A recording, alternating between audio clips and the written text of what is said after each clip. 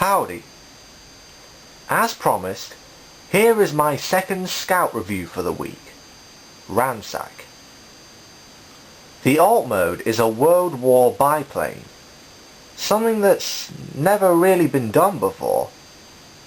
Although Generation 2 Ransack was also a World War aircraft, a Corsair in case anyone's interested. If this is a first attempt at a biplane, then it's a bloody good one, let me tell you. The proportions are great, and the only visible robot parts are the hands underneath. Otherwise, this mode is fairly clean. Another thing I like about this figure in both modes are the colours. They all go together really well and help to make the character look aged. Additionally, the top of the upper wings look appropriately worn because of the faded paint used, and I don't know whether you can make it out, but this seems to be an amalgamation of the Decepticon symbol and the German Iron Cross. Nice touch. He has most of the details a biplane should have, from the visible engine to a moulded cockpit. The wings are properly textured with grooves, and he's even got some weaponry underneath. Although I don't think any real-life biplanes would store weapons like this. The propeller spins, but that's the only thing this mode does. I've probably said this before, but the transformation shows that you can get a robot from almost any type of vehicle.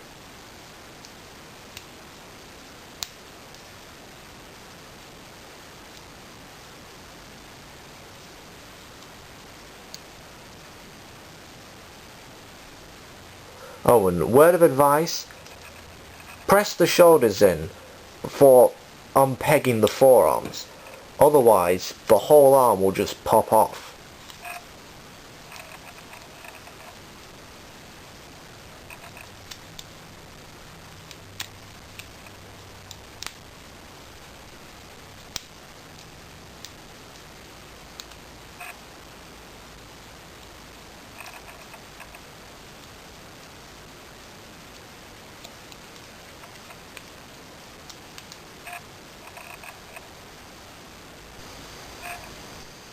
I'll be honest, when I first saw this robot mode, I wasn't that impressed.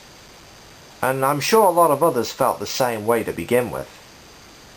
But I soon came to realise the aesthetics the designers were aiming for. And it's actually a pretty cool design in person. Like Jetfire, Ransack is an old-timer, but in this case we're talking really old. The guy's practically skeletal, with arms that actually resemble human bones in their shape. And his head, which is basically a skull. A really evil looking metallic skull with red eyes, and the plane's engine forming something of a pilot's helmet. It's almost like he's back from the dead.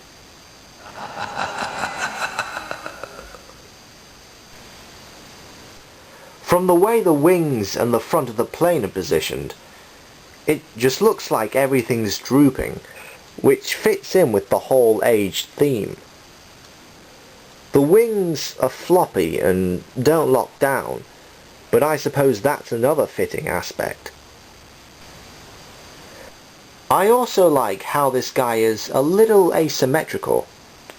It generally works with a movie figure, especially a Decepticon.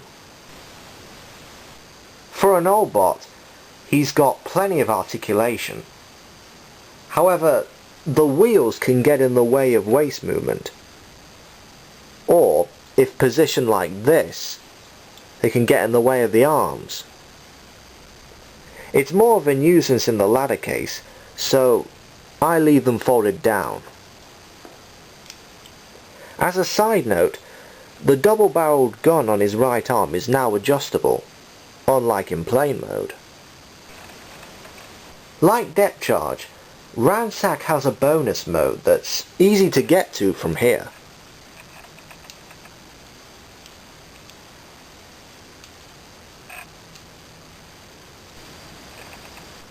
Okay, I suppose the propellers would slice his victims, and the wings would allow him to fly as a robot. But it just isn't as cool as Depth Charge's supposed water skis. On the other hand, it does look like the ancient origin of the Gerwalk form in some ways. Ransack's design may seem ugly at first, and in robot mode it is just that.